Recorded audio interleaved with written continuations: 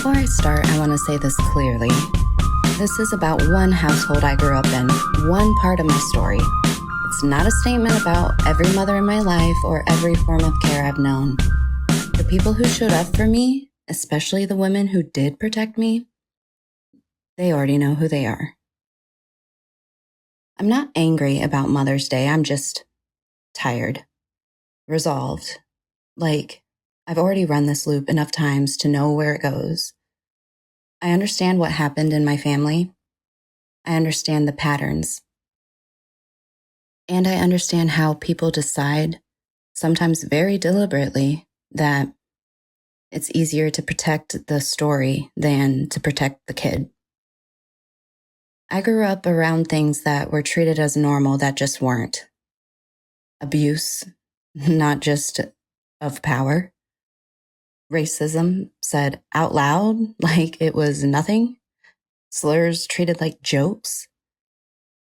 A spoken and also unspoken rule that normal meant white, comfortable, unquestioned, and that anything outside of that wasn't just different, but threatening, something to control, dismiss, or erase. As a kid, I was already doing adult things, taking care of people, managing moods, making sure everyone else was okay. And when I tried to say something, when something bad did happen, I wasn't met with warmth.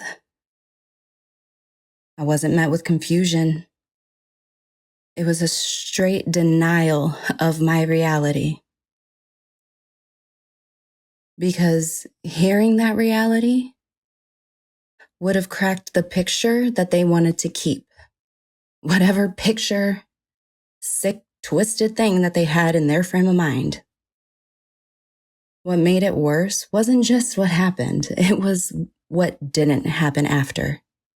No accountability, no rupture, no repair, just silence, rationalization, and this idea that time would smooth everything over. Like if we all just showed up, smiled, and played our parts, the truth would eventually get tired and go away. But that's not how it works. When families excuse abuse and racism to preserve comfort, they're not neutral. They're choosing continuity over care, and that is violent. I'm a mom now, and I know what protection feels like in my body. Thankfully, I also had my Kelly side of my family to show me that unconditional love, the antithesis of that other household. I know love doesn't mean swallowing pain to keep the peace. Love doesn't require self-erasure. And I refuse to teach my child that survival means silence, or that belonging requires absorbing harm. As an adult, I can see my mom more clearly now. Not to excuse her, but to understand the shape of her survival. There were things she loved when she was younger, especially The Wiz. And somehow along the way, instead of trying to understand why she loved it, or even who it was written for, produced by, and centered on, that love became something she felt she had to hide. Not because it was wrong, but because of the quiet racism in society. Because in her mind, loving it made her visible in a way she didn't feel safe being. So, with that privilege, she buried that part of herself and chased being acceptable instead. Being the right kind of white woman, the kind who doesn't get singled out or mocked for what she loves, the kind who doesn't question anything deeper than that. It's strange how often the moment you disconnect from humanity itself is the same moment you disconnect from your own damn self. Watching The Wiz as an adult didn't reconnect me with her. I wasn't even looking for that. But it helped me understand what she lost and how people abandon what nourishes them when the world tells them it's too risky to love it openly. But we talk about the world, meaning our American culture, like it's neutral. Like what's popular is just normal. But normal usually just means white and unmarked. Everything else has to explain itself. But if we actually look at what our culture is saying across perspectives and lenses and veritable degrees of focus, we can see how things like cultural appropriation, colorism, and the whitewashing of norms muddy the waters even more. They disconnect all of us from our own humanity. Psychology already knows this. What you don't face comes back around. You can see pop culture trying to reckon with that now. But you can't gloss over the pain and violence underneath. There's too much history there, too much blood and erasure buried under language like progress and culture. Too much pain that doesn't disappear just because it isn't being talked about. It settles somewhere. It always does. And so after The Wiz, I cried. I was feeling generations of love and pain pouring out through every detail. Mothers, families, a center of care and imagination built for Black children, not to soften the world, but to help them navigate a system that will repeatedly fail them. A world where the technology that's supposed to move you forward breaks down, closes off, or reroutes you. Tunnels that constrict, machines that don't work the same for you, paths that disappear without warning. These aren't metaphors. They're lived instructions.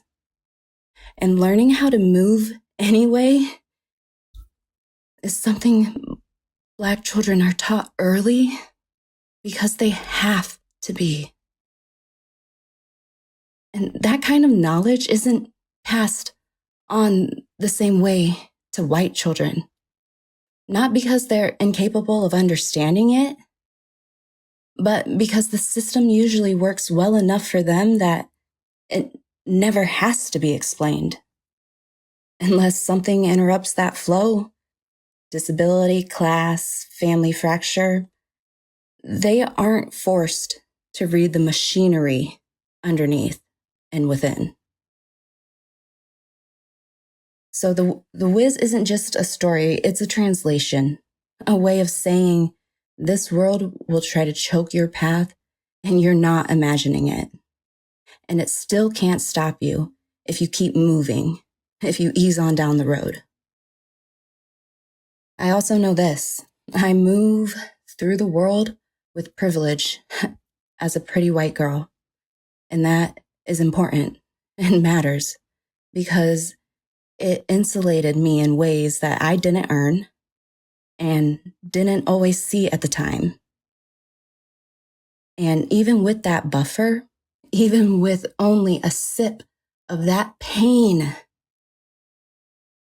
my body felt it in my gut, in the way I braced without knowing why. Sometimes it felt like barely holding myself together while carrying the edge of something so much older, much heavier, that I didn't fully live, but couldn't avoid touching either. When care isn't present where it's supposed to be, people don't stop needing it. They find it where they can, in art and music and stories, places that carry what families and systems failed to hold. And that's where accountability comes in. Because if we, especially white people, can see that these systems choke paths and smooth others, if we can see that, then we can't keep pretending neutrality, especially those of us who move through the world without having to learn how the machinery breaks. The work isn't guilt, it's attention. It's noticing the small defaults, the silent assumptions, the normal settings that keep narrowing other people's routes without ever announcing themselves. Because until we're willing to examine how those unnoticed advantages quietly constrict someone else's path, we'll keep rebuilding the same failures, just with better tech, more wordier language, and new excuses. And when you follow that accountability all the way down, past defaults, past narratives, past who gets centered on, you end up at the people who've been doing the holding all along. And so when I think about Black mothers, I think about roots, about how much protection, discipline, creativity, and love it takes to raise children in a world that keeps trying to break them. And even now, when gaslighting and whitewashing are more prevalent, it's just dressed up as being civil. We don't get the literature, the music, the films, the science, any of it without that kind of care holding things together since forever. It's hard enough for me to even contain it, to have coherent thoughts when I'm just rambling anyways, as a white girl with a podcast that nobody listens to. But today for Mother's Day, that's exactly who I honor. Black women, Black mothers.